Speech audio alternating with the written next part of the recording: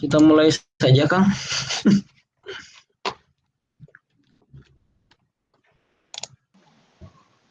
Apa ya, nggak apa-apa tah dimulai kayak gini. Gak apa direkam aja, Kang. Jadi nanti teman-teman bisa nonton juga. Terlebih karena sudah saya siapkan juga dari tadi malam gitu. Sudah apa? Sudah disiapkan juga si PPT-nya dari tadi malam. Kalau dibatalkan rasanya agak kurang adil aja gitu. Iya iya, boleh boleh.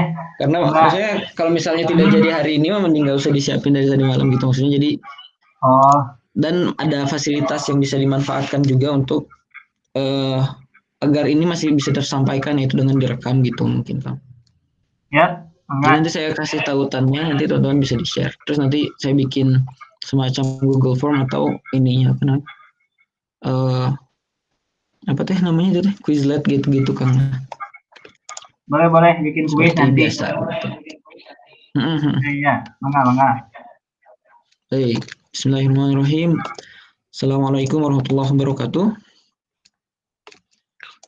Eh, Waalaikumsalam warahmatullahi wabarakatuh. Hari ini kita akan membahas tentang kajian Riyadhus Shalihin untuk di semester yang baru ini mungkin ya.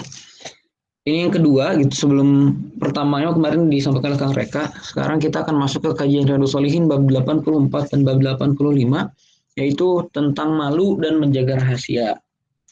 Eh, Referensinya dari buku Syarah Riyadhus Shalihin pustaka Imam Asy-Syafi'i, Syarah Syekh Salim bin Id Al-Hilali ya yang saya pakai. Mungkin kebanyakan tidak akan menggunakan uh, Arabnya gitu, lebih banyak fokus di bahasa Latinnya atau terjemahannya saja karena di internet untuk mencari Arabnya cukup sulit gitu. Lebih lagi ada beberapa hadis yang memang cukup panjang ketika jika dibaca Arabnya juga gitu. Jadi mungkin lebih banyak uh, yang terjemahannya saja begitu. Mari kita mulai dengan bab 84 yaitu keutamaan malu dan perintah untuk berakhlak dengannya. Jadi beberapa keterangan tentang malu dan bagaimana dan perintah Allah terhadap kita untuk berakhlak dengannya. Dengannya ini berarti mengarah kepada malu gitu. Jadi berakhlak dengan rasa malu. Baik, kita mulai dengan hadis nomor 679. Kalau misalnya di buku Syarah Riyadhus Shalihin yang saya pegang ini, yang pustaka Imam Syafi'i ini kita udah mulai masuk ke kitab ketiga alias jadi ini tuh pembuka untuk di kitab ketiga gitu. Kalau misalnya saya ngikutin yang Nadif mungkin kita masih di kitab kedua, kalau sekarang udah di kitab ketiga. Nah, dan sebenarnya kalau di sini masuknya hadis nomor 681. Jadi ada dua hadis yang diulang dan dinomorkan di buku ini juga gitu sehingga ada perbedaan dan babnya masuk ke bab 84. Di internet ada beberapa yang masuk ke bab 83, tapi kalau di sini kita masuk ke bab 84. Jadi kita sesuaikan dengan ini, tapi nomor hadis agar sesuai dengan yang telah tercantum di daftar atau di senarai yang sudah diberikan ke mereka. Baik, hadis nomor 679 eh Ana ibni Umar radhiyallahu anhuma anna Rasulullah sallallahu alaihi wasallam marra ala rajulin minal ansari wa huwa ya'idu akhahu fil haya faqala Rasulullah sallallahu alaihi wasallam dahu fa innal haya'a minal iman muttafaqun alaih. Dari Ibnu Umar radhiyallahu anhu bahwasanya Rasulullah sallallahu alaihi wasallam pernah berjalan melewati seseorang dari kaum Ansor yang pada saat itu dia tengah memberi nasihat kepada saudaranya yang pemalu tentang hal sifat malu. Kemudian Rasulullah Shallallahu Alaihi Wasallam bersabda, biarkanlah ia, sebab sesungguhnya sifat malu itu termasuk dari keimanan. Muttafaqun alaih. Pengesahan hadisnya diriwayatkan oleh Imam Al Bukhari dan Muslim. Kemudian berikut kandungan hadisnya. Kandungan hadisnya pertama adalah malu merupakan salah satu cabang iman. Dan mengapa bisa disebut cabang keimanan? Karena dari sifat malu ini dapat mencegah pemiliknya dari melakukan perbuatan maksiat sebagaimana iman telah mencegahnya dari hal tersebut. Kemudian kedua adalah kewajiban menegakkan amar ma'ruf dan nahi mungkar serta tidak menunda untuk memberi penjelasan dari waktu yang dibutuhkan. Jadi ketika ada kesempatan disampaikan. Kosakata hadisnya di sini ada dua. Pertama, ya'idhu yang artinya memberi nasihat dengan cara menegurnya. Yang kedua adalah da'hu, biarkan saja dia dengan sifat malunya itu, karena akhlak ini bersumber dari sunnah. Gitu. Kalau di buku ini disampaikan. Jadi intinya dua saja. Jadi malu itu cabang dari iman, karena dengan malu akan membatasi kita dalam melakukan sesuatu yang berlebihan, dan melakukan sesuatu yang berlebihan berarti kita sudah membatasi diri agar sebagaimana iman telah mencegah kita untuk melakukan hal-hal yang terlalu berlebihan juga. Gitu. Kedua adalah kewajiban untuk senantiasa menyampaikan amar ma'ruf dan nahi munkar. Hadis berikutnya, hadis nomor 680. Bunyinya an Imran bin Husainin radhiyallahu anhuma qala Rasulullah sallallahu alaihi wasallam al-haya'u la ya'ti illa bi khair. Artinya dari Imran bin Husain radhiyallahu anhuma katanya Rasulullah sallallahu alaihi wasallam bersabda, sifat malu itu tidak mendatangkan sesuatu melainkan kebaikan. Muttafaqun alaih. Jadi mempunyai sifat malu itu bagi seorang muslim adalah kewajiban gitu ya. Is a must lah kesebutnya. Jadi agar dapat mendatangkan sesuatu yaitu kebaikan gitu. Dalam riwayat Muslim disebutkan al-haya'u khairun kulluh katanya. Malu itu baik seluruhnya. Jadi malu itu bagus gitu seluruhnya. Atau beliau bersabda al-haya'u kulluhu khairun. Malu itu semuanya baik. Begitu. Kandungan hadis dari hadis nomor 680 ini yang pertama adalah berakhlak mulia. Anjuran untuk berakhlak mulia karena malu itu baik bagi individu maupun masyarakat. Sebentar. Nah, ini saya admit dulu. Baik. Selamat datang Hasbi, terima kasih sudah bergabung. Semoga tidak dalam keadaan tidur-tiduran. Jadi tidak mengantuk. Baik. Hadis nomor 680 nih Bi. Kita sedang membahas hadis nomor 680 dari Imran bin Husain radhiyallahu anhuma. Ini bacaan hadisnya. Rasulullah SAW bersabda, sifat malu itu tidak mendatangkan sesuatu melainkan kebaikan. Muttafaqun alaih. Kandungan hadisnya, pertama, anjuran untuk senantiasa berakhlak mulia karena malu itu baik bagi individu maupun masyarakat. Sebab di dalamnya mengandung dorongan untuk melakukan hal yang baik dan meninggalkan perbuatan yang jahat. Jadi balik lagi bahwa memang karena kita bisa membatasi diri, kita menggunakan pakaian misalnya, memakai baju, berbicara secara baik gitu. Kemudian juga berperilaku dan bertata kelakuan secara benar juga karena kita punya rasa malu gitu ya.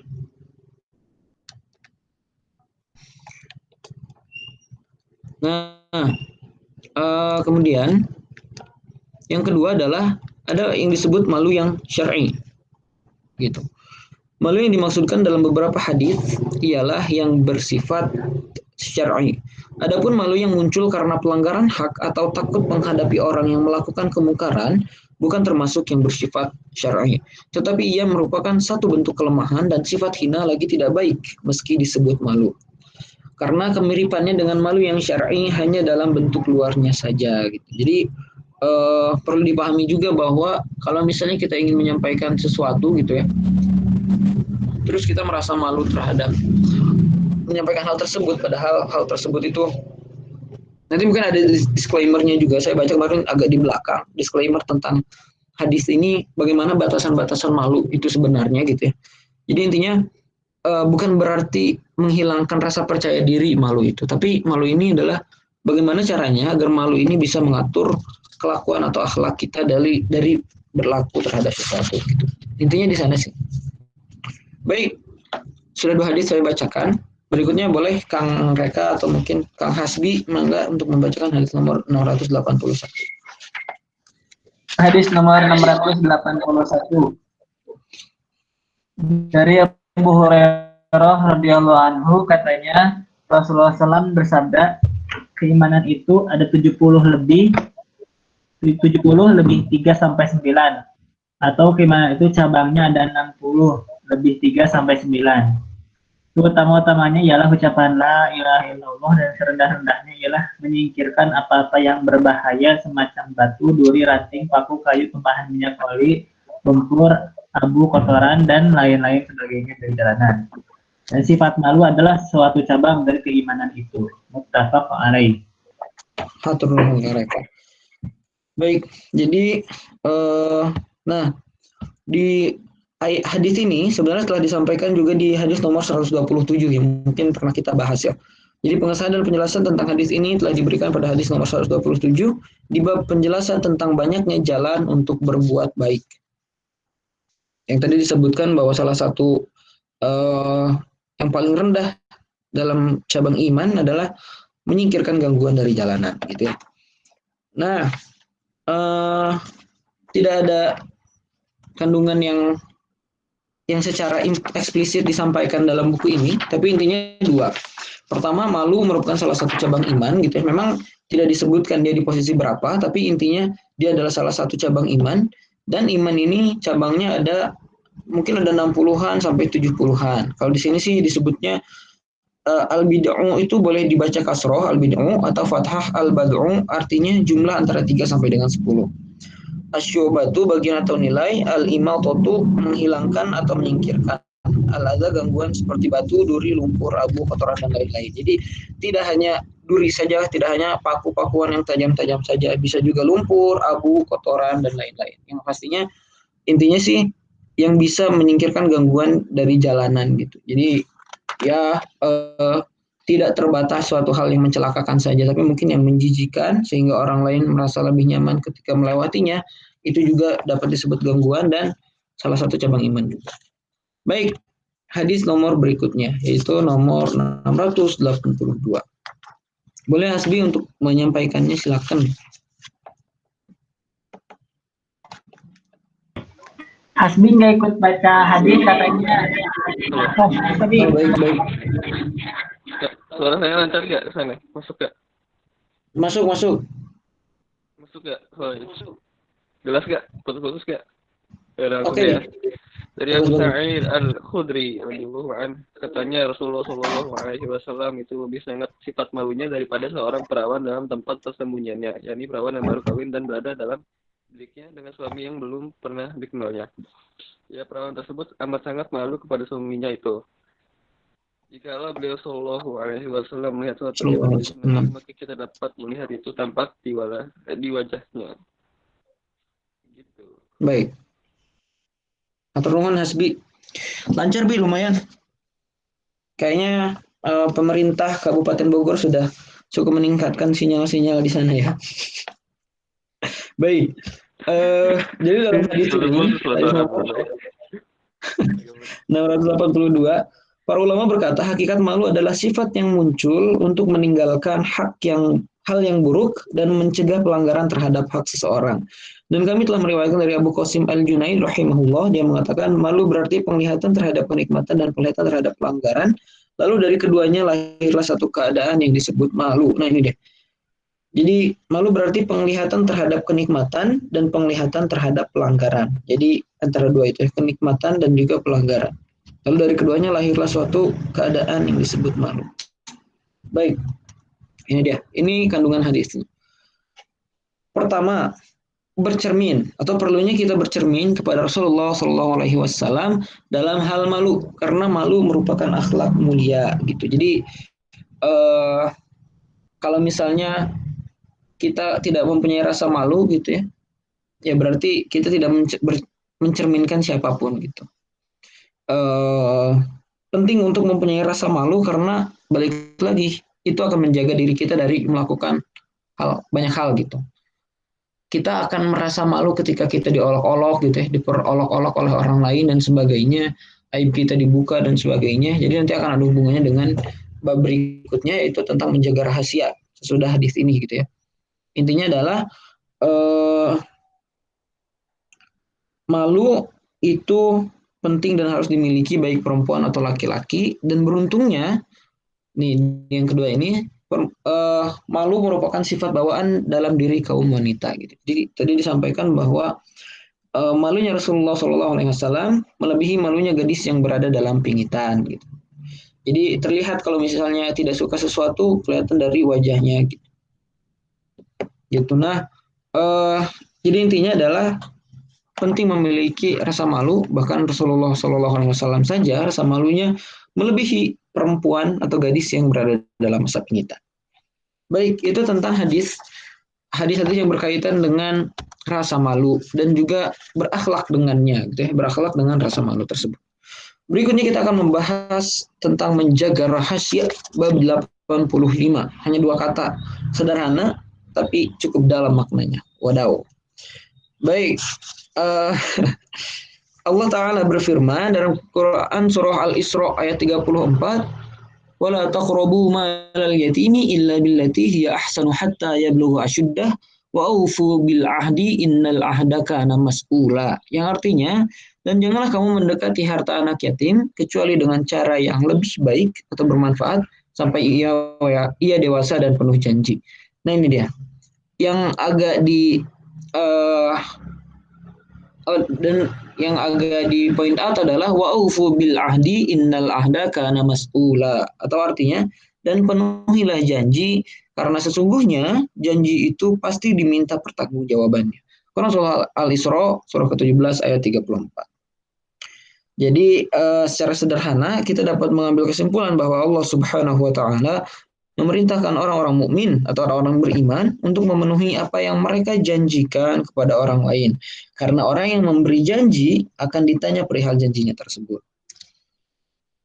Nah, kesesuaian ayat di atas dengan bab ini adalah bahwa rahasia termasuk hal yang disepakati umat manusia untuk selalu dijaga kerahasiaannya.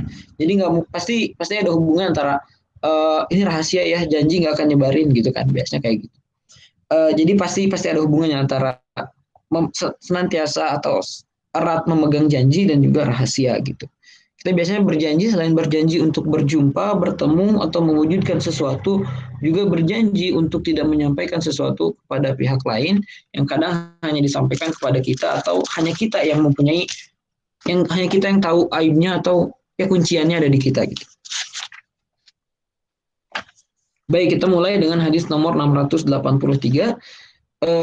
Ini hadisnya. Jadi sebenarnya ada beberapa yang bisa saya copy paste si tulisan huruf Arabnya gitu ya. Kalau ayat Al-Qur'an itu semuanya ada PNG-nya kayak gini. Jadi enak tinggal kopas. Kalau ini ada satu yang bisa dikopas, ada sisanya ada yang terlalu panjang jadi agak kurang bagus kalau dikopas tulisannya. Kalau ini alhamdulillah agak lumayan. Saya mulai dari saya sendiri dulu ya. Wa an Abi Sa'idin Al-Khudri radhiyallahu anhu qala Rasulullah sallallahu alaihi wasallam inna min asyarrin nasi 'indallahi manzilatan yaumal qiyamah ar-rajulu yuqdi ilal mar'ati wa yuqdi ilaihi thumma yanshuru sirraha. Artinya dari Abu Sa'id Al-Khudri radhiyallahu anhu, ia berkata Rasulullah sallallahu alaihi wasallam bersabda, sungguh seburuk-buruk kedudukan manusia di sisi Allah pada hari kiamat adalah pria yang bersetubuh dengan istrinya dan wanita dengan suaminya lalu menyebarkan rahasianya. Hadis riwayat Muslim. Ini cukup panjang pemaknaannya. Yang pertama, menyebarluaskan rahasia hubungan badan termasuk salah satu dosa besar karena ada ancaman yang keras terhadapnya. Ini sangat eksplisit sekali tanpa perlu penjelasan lebih rinci gitu, bahwa memang apa yang dilakukan oleh pasang suami istri, pria kepada wanitanya, wanita kepada prianya, tidak selayaknya untuk disampaikan kepada khalayak gitu ya. Tidak untuk disebarluaskan. Karena itu adalah seburuk-buruknya kedudukan seseorang di sisi Allah Subhanahu wa taala. Jadi cukup sampai di mereka saja gitu. Yang kedua, hak suami istri. Salah satu hak suami dan istri terhadap pasangannya diantaranya adalah hak tidak menyebarluaskan rahasia yang ada di antara mereka, termasuk melakukan hubungan badan tadi gitu. Jadi itu adalah hak suami dan istri. Berarti apalagi nanya ya guys. Baik, yang ketiga. Nah, kalau di sini sebenarnya lebih panjang dari ini ya. Meskipun dalam hadis tersebut di atas terdapat kelemahan, hanya saja larangan menyebarluaskan rahasia hubungan badan ini juga disebutkan oleh hadis lainnya. Misalnya hadis Asma binti Yazid, di mana dia pernah berada di sisi Rasulullah SAW, sementara beberapa orang laki-laki dan perempuan dalam keadaan duduk-duduk. Lalu beliau bertanya, mungkin ada seorang suami yang menceritakan apa yang dikerjakannya terhadap istrinya, dan mungkin juga ada seorang istri yang menceritakan apa yang dikerjakan dengan suaminya. Nah, ini beliau Shallallahu Alaihi Wasallam bertanya saat lagi duduk-duduk dengan sahabat-sahabatnya gitu ya. Kemudian maka semua orang pun terdiam. Lalu saya mengatakan, dalam hal ini adalah Asma binti Yazid sepertinya. Lalu saya mengatakan, demi Allah, ada wahai Rasulullah, sesungguhnya wanita-wanita itu melakukan hal tersebut. Dan sesungguhnya para lelaki itu pun demikian. Lalu beliau pun bersabda, beliau Shallallahu Alaihi Wasallam bersabda, "Fala taf'alu fa innama dzalika mislu syaitonin laqiya syaitonatan fi tariqin faghasiyaha wan nasu yanzurun." Janganlah kalian lakukan hal itu karena pelakunya seperti syaitan laki-laki yang bertemu dengan syaitan perempuan di jalanan. Udah mas setan lagi ya guys, di jalan ketemunya guys. Lantas dia menggaulinya sedang orang-orang menyaksikan. Demikian yang diriwayatkan Ahmad yang memiliki beberapa syahid dari hadis Abu Hurairah, Salman dan lain-lain. Begitu. Jadi memang tidak perlu menceritakan sesuatu kepada orang lain yang tampaknya itu hanya privasi berdua saja, karena dilakukan hanya oleh suami dan istri saja, jadi cukup mereka saja yang tahu gitu.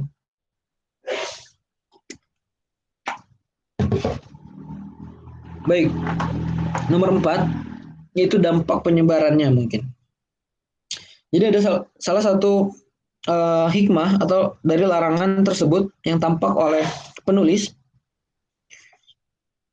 berkat pertolongan dari Allah katanya, bahwa penyebaran rahasia hubungan badan dan pengungkapan hal-hal yang membuat istri menyukai suaminya dan sebaliknya dapat menjadikan, ini dia penting, orang-orang jahat berbuat lancang atau kurang ajar kepada orang-orang baik atau orang-orang zalim terhadap orang-orang bertakwa.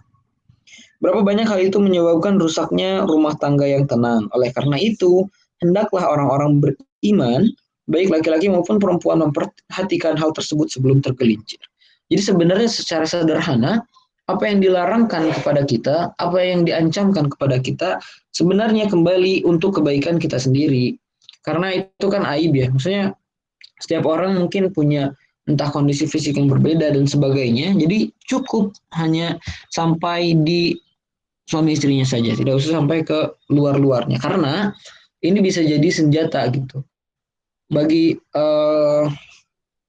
orang-orang jahat dan juga bagi orang-orang yang zalim terhadap orang-orang bertakwa untuk menjadi weaponnya gitu, untuk menjadi senjatanya gitu, untuk menjadi senjata untuk menghancurkannya gitu. Jadi ya itulah pentingnya untuk menjaga rahasia. Terlebih lagi ya perusahaan juga penting untuk punya confidential information gitu ya, karena sekali itu terungkap, terbuka, tersampaikan kepada orang lain gitu, maka bisa goyah gitu sih informasinya.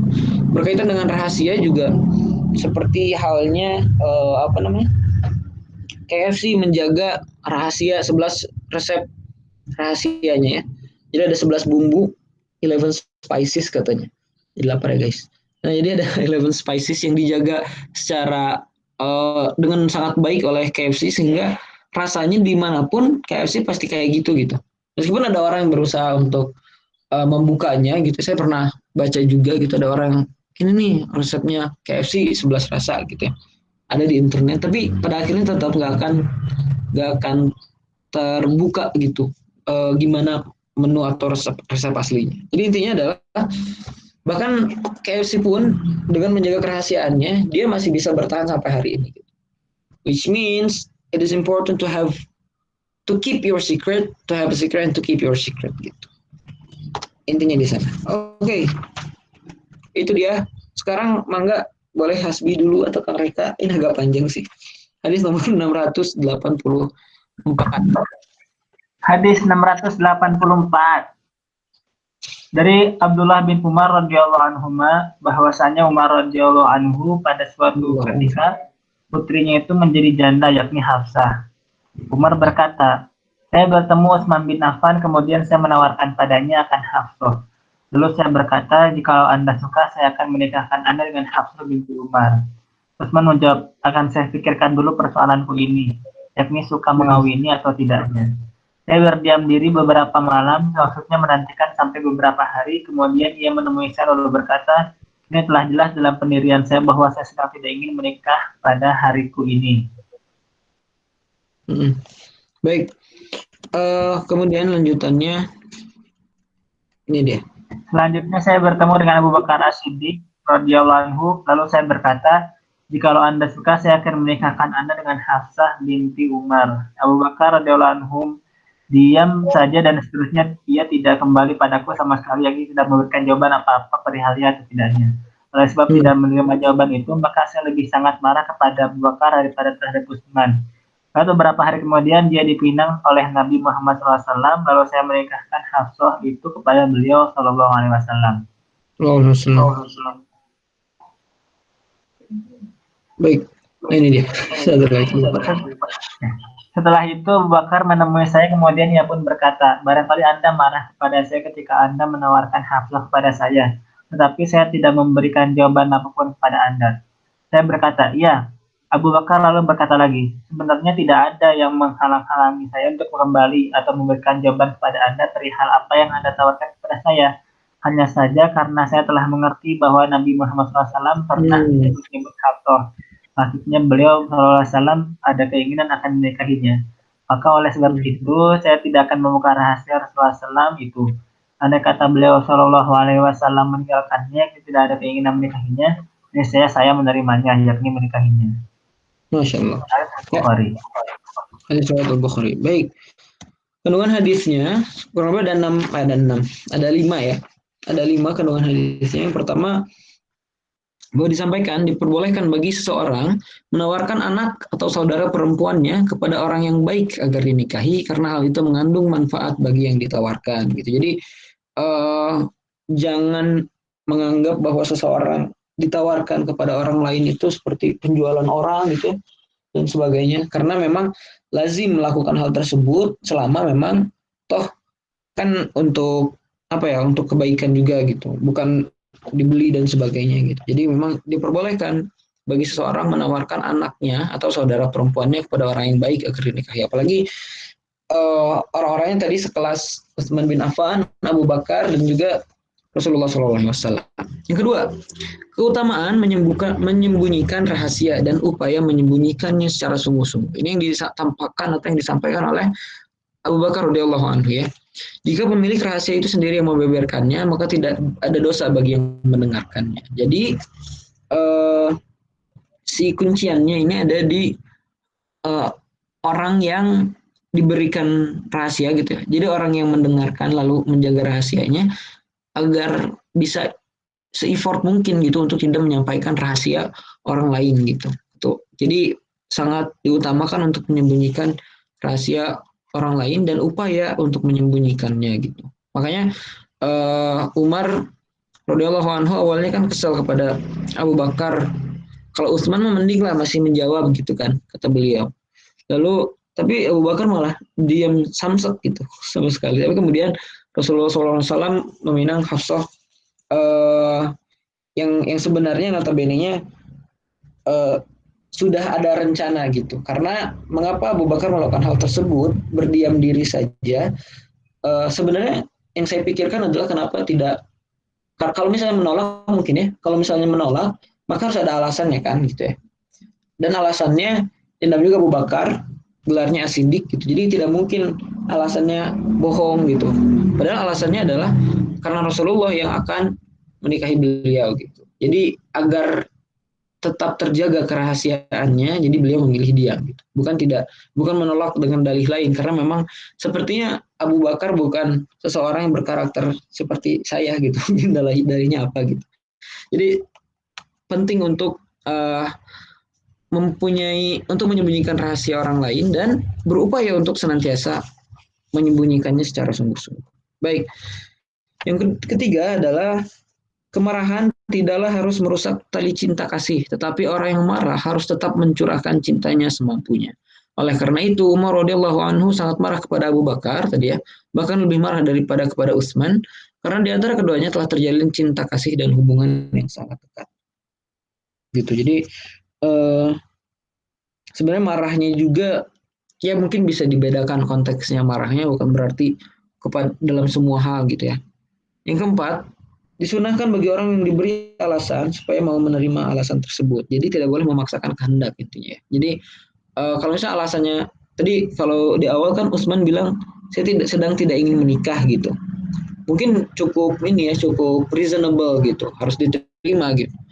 Tapi kalau misalnya Abu Bakar kan tidak menjauh sama sekali. Jadi sebenarnya tidak ada alasan yang mungkin sebenarnya membuat Umar marah saat itu. Yang terakhir adalah sebagaimana gadis, seorang janda juga diharuskan mempunyai wali sehingga dia tidak boleh menikah sendiri. Jadi perlu diperhatikan bahwa bukan soal dia sudah menikah atau tidak, tapi selama dia perempuan gitu, sama perempuan tersebut menikah mau janda atau tidak, tetap harus ada walinya untuk dinikahkan. Jadi tidak boleh menikah tidak boleh menikah sendiri. Baik. Berikutnya hadis nomor 685, cukup panjang. Tadi harusnya pertama saya kasih ke Hasbi. Hasbi nanti yang di akhir aja. Ini saya saja. Dari Aisyah radhiyallahu anha, ia berkata, kami para istri Nabi Shallallahu alaihi wasallam pernah berada di sisi beliau. Beliau Shallallahu alaihi wasallam ya. Lalu datang Fatimah radhiyallahu anha dengan berjalan dan jalannya itu tidak berbeda sama sekali dengan Rasulullah, yakni sama persis dari jalannya Rasulullah Shallallahu alaihi wasallam. Ketika beliau Shallallahu alaihi wasallam melihatnya, beliau pun menyambutnya dengan baik dan bersabda, "Marhaban, selamat datang hai putriku." Fatimah disuruhnya duduk di sebelah kanannya atau menurut riwayat lain di sebelah kirinya. Kemudian Nabi Shallallahu alaihi wasallam membisikkan sesuatu kepadanya, lalu Fatimah menangis dan tangisan yang keras sekali. Setelah beliau Shallallahu alaihi wasallam melihat kegelisahan putrinya, lalu dibisikinya sekali lagi, lalu Fatimah tertawa. Saya Aisyah radhiyallahu anha berkata kepada Fatimah radhiyallahu anha, engkau telah diistimewakan oleh Rasulullah Shallallahu alaihi wasallam di antara istri-istrinya dengan rahasia-rahasia. Kemudian engkau menangis. Maka tatkala Rasulullah Shallallahu alaihi wasallam berdiri dari tempatnya, lalu saya Aisyah bertanya kepada Fatimah, apakah yang disabdakan oleh Rasulullah Shallallahu alaihi wasallam padamu itu? Fatimah menjawab, saya tidak akan menyebarluaskan apa yang dirahasiakan oleh Rasulullah Shallallahu alaihi wasallam. Makanya dibisikinnya. Ketika Rasulullah SAW telah wafat, saya berkata kepada Fatimah, saya sengaja hendak bertanya kepadamu dengan cara yang sebenarnya, supaya engkau memberitahuku kepadaku apa yang disabdakan oleh Rasulullah SAW. Fatimah menjawab, kalau sekarang, baiklah saya memberitahukan itu. Adapun yang dibisikkan oleh beliau Shallallahu alaihi wasallam adalah pada pertama kalinya, yaitu beliau Shallallahu alaihi wasallam memberitahukan kepada saya bahwasanya Jibril selalu mengulangi bacaan Al-Quran kepada beliau sebanyak 1 kali atau 2 kali dalam setiap tahun. Sedang sekarang dalam setahun dia mengulanginya 2 kali. Beliau Shallallahu alaihi wasallam bersabda, sesungguhnya saya tidak mengetahui tentang datangnya ajalku itu, melainkan tentu sudah dekat. Maka dari itu bertakwalah engkau dan bersabarlah. Sesungguhnya aku adalah sebaik-baik pendahulumu. Karena itu saya menangis sebagaimana tangisku yang Anda lihat ketika itu. Tatkala beliau Shallallahu alaihi wasallam melihat kesedihanku, beliau membisikkan lagi seraya menyatakan, hai Fatimah, tidakkah engkau suka jikalau engkau menjadi penghulu, pemimpin dari seluruh wanita dari kalangan kaum mukminin, atau penghulu dari seluruh wanita dari kalangan umat ini? Oleh karena itu, maka saya pun tertawa sebagaimana yang Anda lihat kala itu. Muttafaqun alaih, ini adalah lafaznya Imam Muslim. Baik, cukup panjang dan cukup bermakna, maknanya cukup sangat luar biasa. Baik, pertama, karena hadis ke-685 ini kurang lebih ada 6, sebenarnya ada 7, cuman ada yang membingungkan, jadi saya satukan gitu. Pertama, tentang Fatimah. Fatimah disampaikan bahwasanya beliau radhiyallahu anha adalah pemuka bagi wanita-wanita umat ini. Sebagaimana kita tahu ada 4 perempuan yang menjadi perempuan-perempuan di surga begitu ya. Salah satunya adalah Fatimah radhiyallahu anha, lalu ada Asyiyah, istri Fir'aun, kemudian ada Siti Khadijah, satu lagi siapa ya? Aisyah ya. Ada 4 ya. Gitu guys. Nah, yang kedua, jadi diperbolehkan menangis tanpa mengeluarkan suara, teriakan, ratapan, dan memukuli wajah atau merobek-robek pakaian. Karena tangis merupakan rahmat yang diletakkan oleh Allah di dalam hati hambanya yang beriman. Kemudian juga, hadis di atas atau yang tadi saya sampaikan juga adalah dalil yang menunjukkan kenabian beliau. Rasulullah telah memberitahukan putrinya mengenai dekatnya ajal beliau, dan beliau juga memberitahukan bahwa Fatimah merupakan anggota keluarga beliau paling pertama yang menyusul beliau. Kemudian yang ketiga, sunnah. Disunahkan menyembunyikan rahasia dan tidak menyebarkannya sehingga hilang halangan untuk itu. Jadi sebenarnya secara implisit disampaikan gitu ya, bahwa apa yang disampaikan Rasulullah kepada Fatimah ketika itu kan ada istri-istrinya, maksudnya sekitarnya dikelilingi oleh istri-istrinya. Intinya ketika disampaikan hanya kepada Fatimah berarti itu jadinya rahasia gitu. Memang tidak disebutkan ini rahasia, jadi hanya Fatimah yang tahu, tidak disampaikan seperti itu. Tapi secara implisit kita tahu bahwa itu rahasia gitu. Dan rahasia tersebut tidak dapat disampaikan sebelum halangannya hilang gitu, alias karena saat itu kan konteksnya Rasulullah tuh menyampaikan bahwa ajal saya sudah dekat gitu.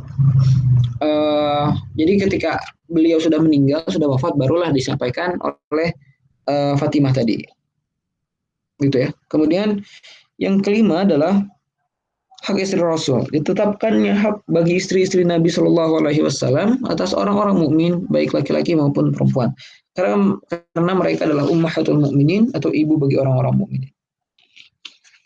Yang keenam, yang kelima, mengulang bacaan Al-Quran dengan para hufaz merupakan salah satu cara menghafalnya. Dan hal itu merupakan sunnah yang patut diikuti di antara kalangan orang-orang mukmin dan para hufaz. Oleh karena itu, para hufaz harus menjaga hafalan Al-Qur'annya. Gitu ya. Yang terakhir, tanda-tanda. Diperbolehkan mengambil petunjuk dengan beberapa tanda-tanda. Di mana Rasulullah SAW telah menjadikan pengulangan bacaan Al-Quran oleh Jibril kepada beliau sebanyak 2 kali, padahal biasanya Jibril mengulang bacaan beliau hanya sekali dalam setahun sebagai tanda dekatnya ajal beliau. Jadi kadang kalau sinetron kadang kita lihat bingkai foto pecah, wah cirining, tanda apa gitu ya. Kemudian banyaklah. Nah kalau dalam hadis ini Rasulullah melihat, apalagi kalau Rasulullah mungkin lebih bermakna gitu ya mengambil tanda-tandanya, bahwa Jibril itu memberi tanda secara implisit menyampaikan ayat Al-Quran yang biasanya 1 kali saja pengulangannya dalam 1 tahun, kemudian tiba-tiba menjadi 2 kali. Wah, ini ada apa nih? Yang artinya mungkin bisa dikaitkan dengan ayat pertama yang turun ya, Iqra gitu ya. Jadi membaca keadaan, membaca kondisi gitu. Ketika sesuatu berbeda, oh ini ada apa-apanya nih gitu. Ya termasuk kita jadi berbeda nih kondisinya, ada corona, berarti ada apa-apanya nih. Bukan bukan maksudnya ada apa-apa terhadap oh ini rencana elit politik, bukan ya. Tapi lebih ke berarti harus ada yang harus kita tingkatkan, ada sesuatu yang harus kita siapkan gitu. Tidak hanya sekadar itu saja gitu. Nah, ini hadis terakhir mungkin bisa dibacakan oleh Hasbi hanya 2 slide saja. Silakan Bi.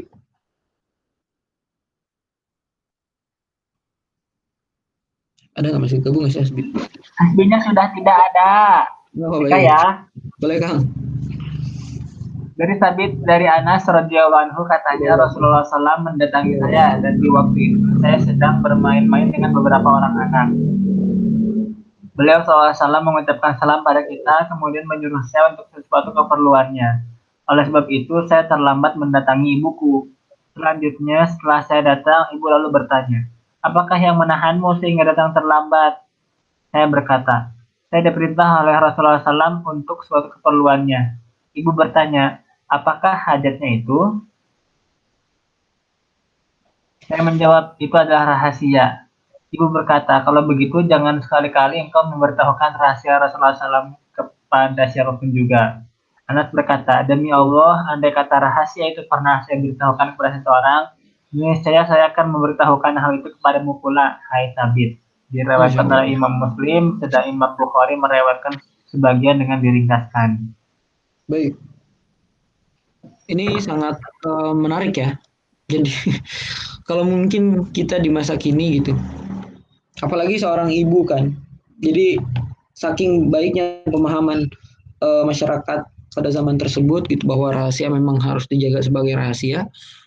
Jadi ibunya tidak meminta untuk awalnya menanyakan, tapi ketika ini rahasia, oh iya kalau misalnya rahasia disumputin aja guys gitu ya, jangan dibeberkan gitu, bukan malah kayak saya kan ibu kamu gitu, tidak menggunakan senjata-senjata yang biasa yang kadang kita temukan di masyarakat kita sekarang gitu ya. Saya kan siapanya kamu, saya kan siapanya kamu, nggak apa-apa dong rahasianya disampaikan. Padahal bahkan dalam hadis hadis ini disampaikan bahwa ibunya ketika disampaikan ini rahasia gitu. Oh ya udah jaga aja rahasianya, jangan disampaikan. Jadi ada pendidikan yang disampaikan secara luar biasa. Ini dia. Pertama, keutamaan Anas bin Malik dan keagungan perasaannya serta keteguhannya dalam memegang amanah, juga kesetiaannya memenuhi janji dan keseriusannya untuk menjaga rahasia Rasulullah SAW. Baik ketika beliau masih hidup ataupun sesudah wafat gitu. Jadi mungkin ada rahasia-rahasia yang oke, bisa disembunyikan hingga tidak disembunyikan ya, mungkin disimpan hingga wafat saja gitu, hingga wafat kemudian setelah itu bisa disampaikan. Jadi seperti yang disampaikan oleh Fatimah, ada juga yang ya sampai meninggal aja ditutup rahasianya gitu. Kemudian kedua adalah pendidikan tentang rahasia nih. Pendidikan yang sangat baik yang diberikan oleh Ummu Sulaim atau istri Abu Talhah kepada putranya, di mana dia telah berpesan kepada anaknya supaya tidak menyebarkan rahasia Rasulullah SAW. Ini sangat menarik dan sangat penting gitu. Kadang ibu-ibu suka kepo, pengen tahu apa gitu ya. Apalagi ini kadarnya orang yang punya rahasianya, confidential information-nya adalah ininya utusan Allah gitu, orang yang sangat luar biasa gitu. Tapi karena paham dari keimanannya dan juga paham bahwa rahasia adalah rahasia, jadi dipertahankan gitu. Bahkan disampaikan atau diwasiatkan kepada anaknya. Yang ketiga adalah menjaga rahasia menjaga rahasia saudara dan tidak menyebarluaskannya merupakan salah satu bentuk akhlak mulia dan termasuk adab dalam Islam. Gitu. Jadi menjaga rahasia juga adalah adab. Yang keempat adalah, nah ini dia. Yang perlu diketahui dalam masalah penjagaan rahasia ini adalah dilarang menyebarluaskan rahasia jika hal itu akan berakibat buruk dalam kehidupan pemilik rahasia tersebut. Jadi kalau misalnya itu aib, rahasianya berupa aib gitu ya, hal yang buruk, maka ada kewajiban bagi kita untuk menutupi rahasia tersebut gitu. Kalau misalnya Allah saja menutupi aib-aib kita gitu, lalu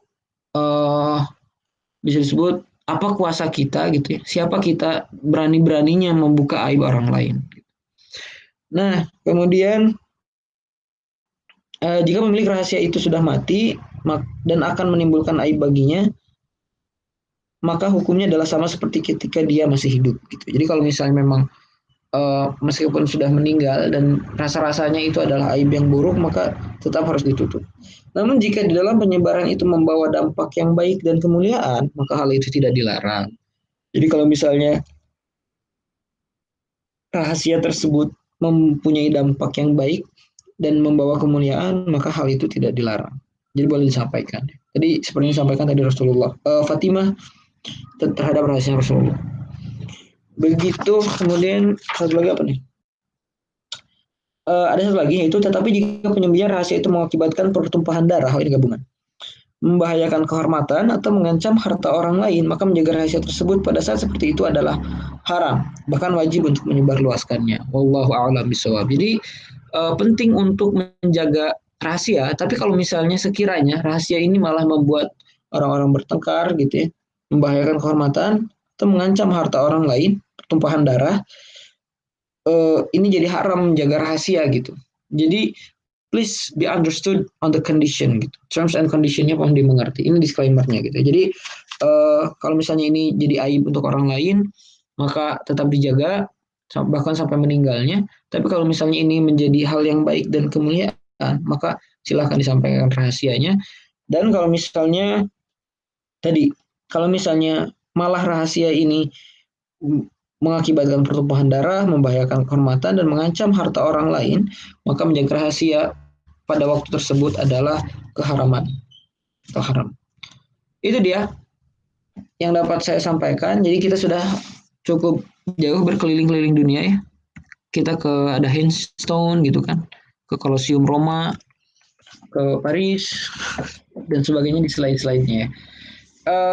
Semua yang benar hanya dari Allah, semua yang salah dari saya sendiri. Jika ada pertanyaan mungkin Kang Reka. Kalau tidak ada, mari kita tutup saja. Tidak ada, Mangga. Alhamdulillah. Baik. Terima kasih banyak kepada Kang Reka dan juga Hasbi yang sudah sempat mengikuti kajian pada hari ini. Sengaja saya rekam karena saya janjinya hari ini kepada Nadif agak kurang menarik dan tidak menepati janji, yang artinya akan dibahas di bab berikutnya ya, bab tentang menepati janji. Dan agak kurang, jadinya kosong aja kalau Kamis tidak diadakan. Jadi terima kasih pisan Kang Reka. Jadi kalau misalnya tadi Kang Reka tidak ikut pun, tetap saya akan merekamnya dan akan menyebarkannya. Mari kita tutup dengan bacaan hamdalah bersama-sama. Alhamdulillahirabbil alamin. Doa kifaratul majlis. Subhanakallahumma wa bihamdika asyhadu an la ilaha illa anta astaghfiruka wa atubu ilaik, dan istighfar sebanyak-banyaknya juga seikhlas-ikhlasnya. Astagfirullah. Semua yang benar hanya dari Allah, semua yang salah dari Akbar Selamat. Wabillahi taufiq wal hidayah. Wassalamualaikum warahmatullahi wabarakatuh. Mangga Kang Reka untuk meninggalkan ruangan, saya stop recording.